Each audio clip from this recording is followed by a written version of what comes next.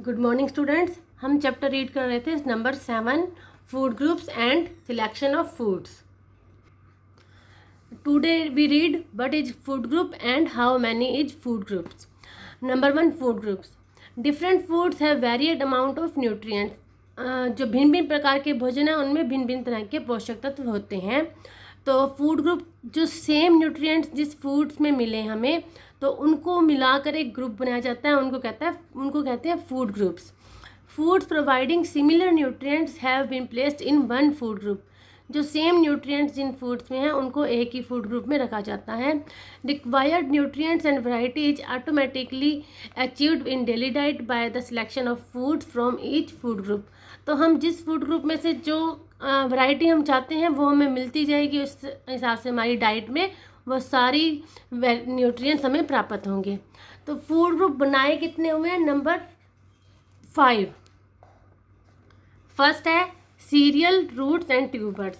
Serials मतलब अनाज, roots जड़ वाली सब्जियां, ट्यूबर्स भी कंद जैसे जो जड़ वाली सब्जियों में ही आते हैं ट्यूबर्स।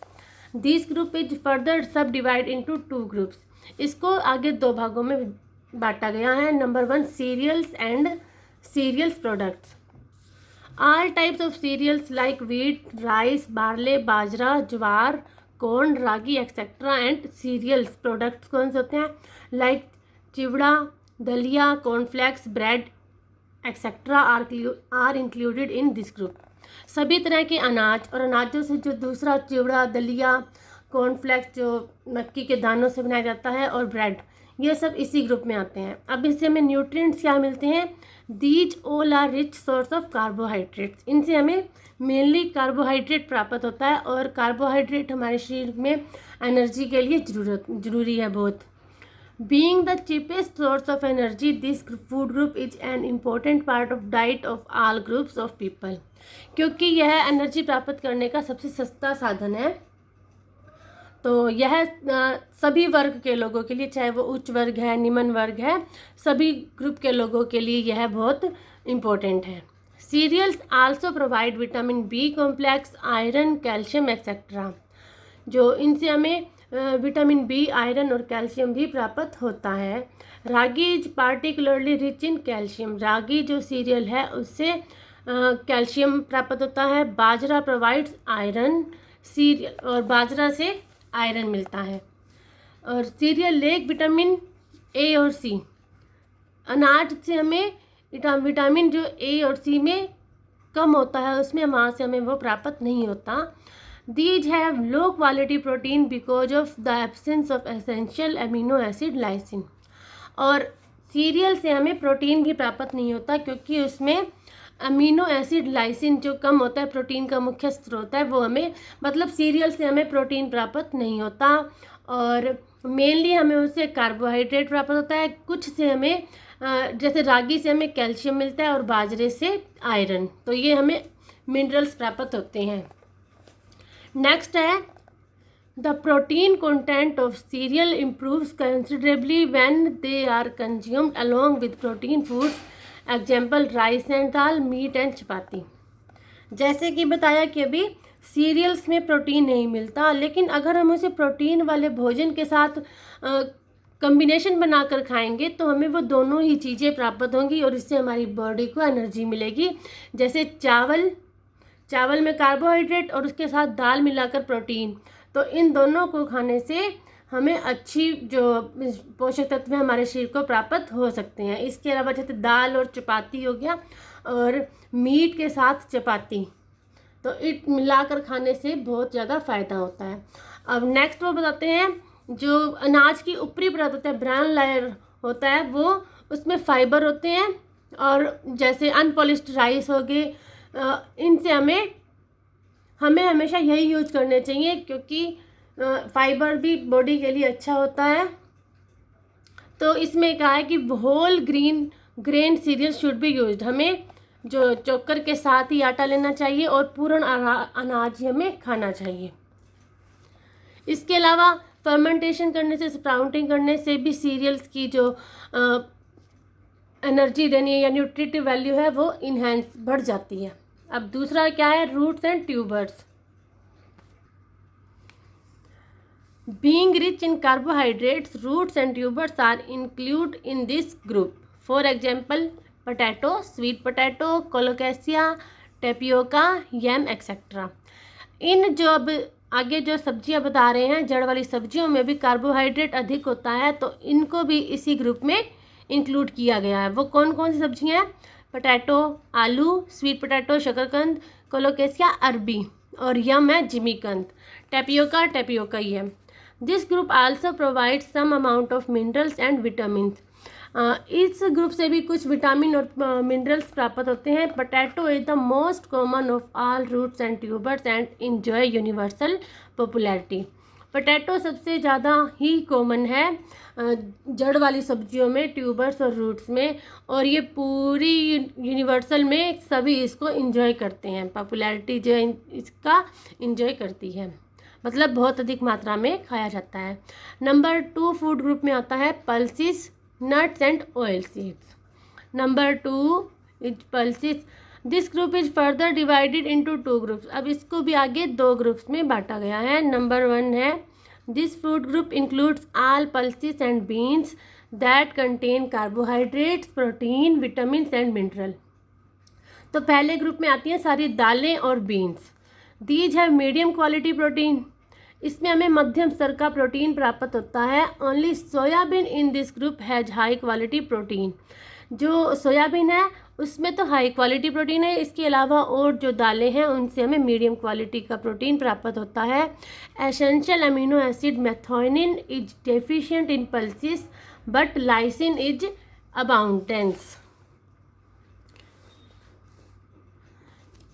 जैसे कि पहले बताया था कि सीरियल्स में अमीनो एसिड लाइसिन नहीं मिलता, लेकिन दालों में अमीनो एसिड लाइसिन तो मिलता है और अमीनो एसिड माइथोन नहीं मिलता। और ये वाला हमें माइथोनियन जो है ये हमें सीरियल से मिलता है, और इसीलिए सीरियल और पल्सिस को मिलाकर खाने से न्यूट्रिटिव वैल्यू ऑफ फूड बढ़ जाती है। Sprouting and fermentation also enhance their nutritive value. अंकुरण और फर्मेंटेशन, खमीरीकरण, जैसे दही में दालों को भिगो देना, काफ़ी देर भिगो के रखने से भी उनकी न्यूट्रिटिव वैल्यू बढ़ जाती है। और इसका नंबर 2 पार्ट्स है ड्राई नट्स, जो आया था ना, नट्स एंड ऑयल सीड्स, मतलब सूखे मेवे। These have high quality protein, इसमें बहुत उच्च क्वालिटी का प्रोटीन प्राप्त होता है। These are also good source of energy because of fat present in them. इनसे भी हमें एनर्जी प्राप्त होती है क्योंकि इनके अंदर फैट भी होती है। They are also cheaper source of proteins, और प्रोटीन प्राप्त करने का भी एक सस्ता साधन है। अब सस्ता साधन क्या है? जैसे ड्राई फ्रूट्स में ऑयल सीड्स होते हैं, लाइक ग्राउंड नट्स,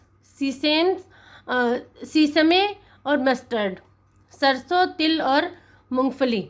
ये ऐसे जो तिलहन है इनसे हमें फैट भी, ये जो ऐसे ड्राई नट्स हैं इनसे हमें फैट भी प्राप्त होता है, और ये प्रोटीन के भी अच्छे सोर्स हैं। Number 3 milk, meat and dairy products.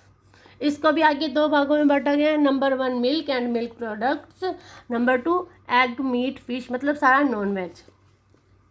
जो मिल्क है, मिल्क को एक पूर्ण आहार कहा गया है। पहले तो हम मिल्क के बारे में देखेंगे कि इस ग्रुप में आता क्या है। This group includes milk, curd, lassi, cheese, khoa, मतलब दूध और दूध से जो भी पदार्थ बनते हैं वो सारे इसी ग्रुप में आते हैं। और वैसे तो दूध पूर्ण आहार है, लेकिन दूध में आयरन और विटामिन सी की कमी होती है। It has high quality of protein, दूध से हमें उच्च क्वालिटी का प्रोटीन प्राप्त होता है। Fats present in milk are emulsified in hands are easily digestible, और जो दूध में जो फैट होती है वो भी ईजिली डाइजेस्ट, हमारे शरीर के मतलब पाचन करने में आसान होती है। इसके अलावा जो कैल्शियम और फास्फोरस होता है मिल्क में, वो भी अब्जॉर्ब हमारा शरीर अच्छे से कर लेता है।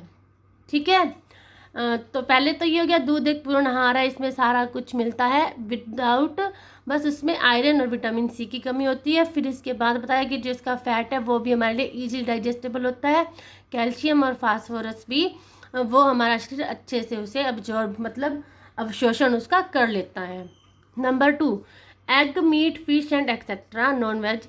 Meet of animals and birds, eggs and fish come under this group. These have high quality protein in addition to fats and minerals like iron, phosphorus, potassium, sulfur, sodium, etc. Vitamin A, B12 and vitamin D are also present in good amount, but they are deficient in vitamin C. तो ये जो सारे non veg हैं इनसे भी mainly हमें क्या प्राप्त होता है? प्रोटीन। इसके अलावा कुछ मिनरल्स हैं जैसे आयरन, फास्फोरस, पोटेशियम, और यही मिनरल हमें दूध से भी प्राप्त हो सकते हैं। ये नहीं है कि हमें नॉन वेज खाना ज़रूरी है, ये सारे मिनरल्स, फैट्स जो भी दे रखे हैं वही मिल्क प्रोडक्ट्स में भी दे रखे हैं। तभी इस फूड ग्रुप को इकट्ठा बनाया गया है कि अगर हम नॉन वेज नहीं लेते तो हम मिल्क से भी ये सारे जो न्यूट्रिटिव वैल्यू है हमें प्राप्त हो सकती है। इसके अलावा एक बात और कही गई है कि जो नॉन वेज है इसमें विटामिन सी प्राप्त हमें नहीं होता। Okay, number 4, fruits and vegetables. This food group add taste, flavour and varied colours to diet. ये हमारी डाइट में कलर भी लाते हैं, फ्लेवर भी और टेस्ट भी, क्योंकि फ्रूट और सब्जियों से ही फूड में कलर आता है। इट कैन बी सब डिवाइडेड इंटू 2 ग्रुप्स। इसको भी 2 भागों में बांट सकते हैं। आगे वेजिटेबल्स को भी 2 भागों में बांटा हुआ है। जैसे एक होता है हरी सब्जियां जैसे मस्टर्ड, सरसों का साग, अमरांथ लीव्स, चलाई भी जैसे बथुआ होता है उस हिसाब से ये भी चलाई भी एक सब्जी है। मेथी, पालक सभी इसी ग्रुप में आती हैं। These vegetables are good source of carotene, vitamin B2, folic acid and vitamin C, calcium and iron. Main तो ये है कि फ्रूट्स और वेजिटेबल से हमें विटामिन और मिनरल्स मिलते हैं। अब ग्रीन वेजिटेबल से कौन से विटामिन और मिनरल्स मिल रहे हैं? बताया अभी, carotene, vitamin B2, folic acid, vitamin C, ये आपको लर्न करना पड़ेगा। और इसके अलावा जो दूसरी सब्जियां हैं, red and yellow vegetables, this food group includes vegetables like tomato, beetroot, pumpkin, etc. They are good source of carotene and vitamin B complex. मतलब जो ग्रीन वेजिटेबल्स हैं उनसे हमें कैल्शियम, आयरन भी प्राप्त होता है और बाकी सब्जियों में विटामिन और कैरोटीन और बी कॉम्प्लेक्स प्राप्त होता है। इसके अलावा है नंबर 2 है fruits. This group provides mainly vitamin and minerals. इसमें भी हमें वही बात है कि फ्रूट से हमें विटामिन और मिनरल्स प्राप्त होते हैं। Nutrients are not destroyed as fruits are mostly consumed in raw state. Fruits हम मेनली कच्चे खाते हैं तो ये है कि न्यूट्रिएंट्स इसके डिस्ट्रॉय नहीं होते। जैसे पकाने के बाद फूड का कुछ न्यूट्रिशन कम हो जाता है, लेकिन ये वाली संभावना फ्रूट्स में नहीं है। Fruits and vegetable have lots of fibre content which prevent constipation.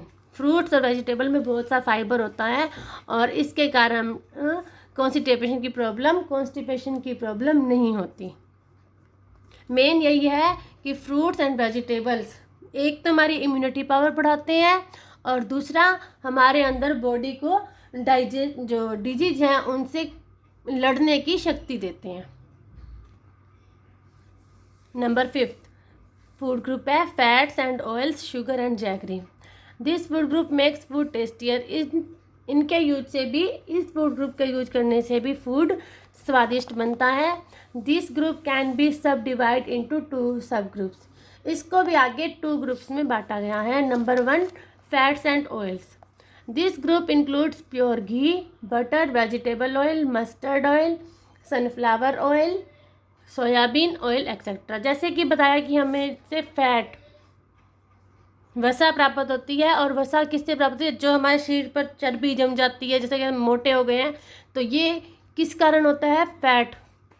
तो ये मिलती कहाँ से है? प्योर घी से, बटर से, वेजिटेबल ऑयल और सनफ्लावर, सभी प्रकार के ऑयल से हमें फैट मिलती है। These food groups provide essential fatty acids.